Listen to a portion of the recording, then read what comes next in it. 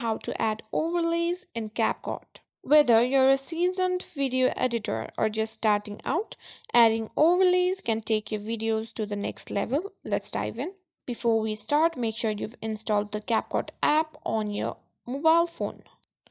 Open your CapCut, tap on New Project, and import the clips that you want to edit.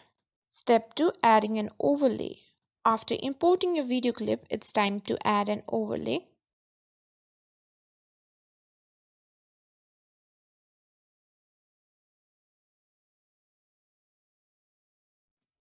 Navigate to the overlay at the bottom, tap on Add Overlay and tap on the clips that you want to overlay. Once you've selected, tap on Add. Now you'll see the image or video overlay on top of your video in the preview video. You can adjust the size, position, and rotation of the overlay by clicking and dragging the handles around the image.